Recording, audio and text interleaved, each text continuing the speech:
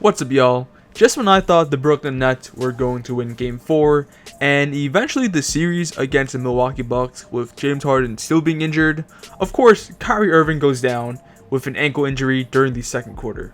Prayers up for him though, and I hope it's not anything serious. But to no one's surprise, the Nets lost this game, and it looks like they might lose this whole series if James Harden and Kyrie Irving can't return in time, which it does look like they're not going to return during this playoffs, let alone this series. There are reports that Kyrie was using crutches and in a walking boot after he went down, so it's definitely not looking good for his timetable on when he can return. And I think it would have been fine if he could put some weight on his ankle, but if he's in crutches and a walking boot, then that's not a good sign, and I'm pretty positive that he's going to be out for the rest of the playoffs and out for this series for sure. But I guess KD will now know how it feels like to carry a mediocre team in the playoffs like LeBron James. But to be somewhat fair to the Milwaukee Bucks, they did play a good game today.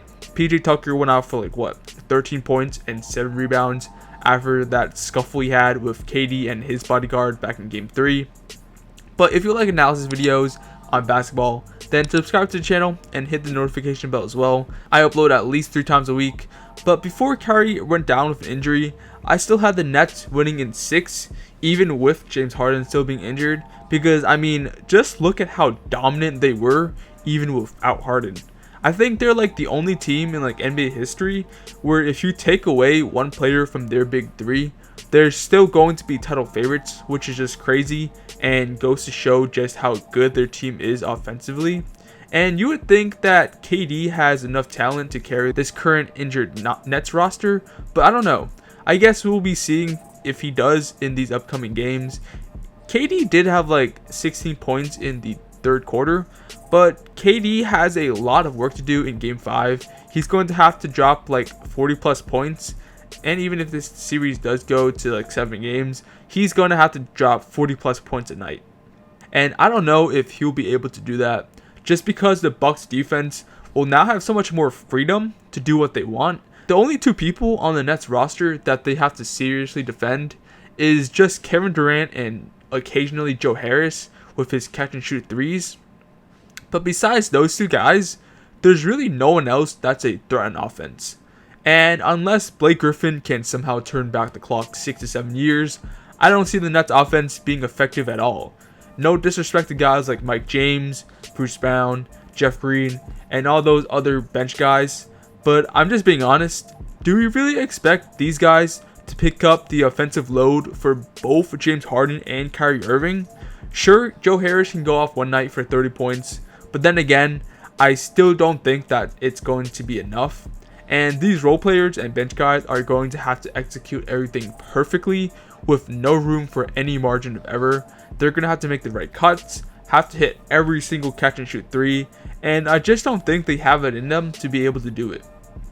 And it's not even offensively either, right? They have to be perfect on defense as well. And they have no one to guard Giannis, Chris Middleton, and even Drew. I mean, sure, they could put KD on him, but by then he's gonna be really tired on the offensive end. You can't ask your star player to do both things for you at the same time.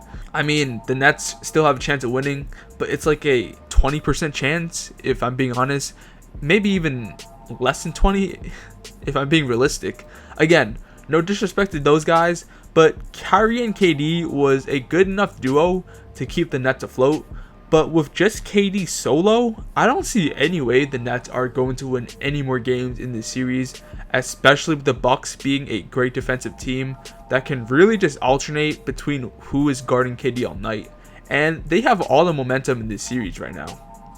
There's going to be so much attention on KD. He's not going to get any room to breathe. Between Giannis, PJ Tucker, and even Chris Middleton, they've got 3 plus guys that can make KD feel uncomfortable. And the only person on the Nets that I think they can really exploit is Brook Lopez, but they've been doing that all series, and I don't know how effective that's still going to be. I believe that the Nets got no gas left in the tank, and if I were a betting man, I would honestly bet on the Bucks just sweeping these last 2 games, but that's just my opinion. I'd like to hear your thoughts in the comments. Do you guys think that the Nets can still win the series? Like the video and subscribe to the channel. and hit the notification bell if you enjoyed the video. And thank you all for watching. Peace out.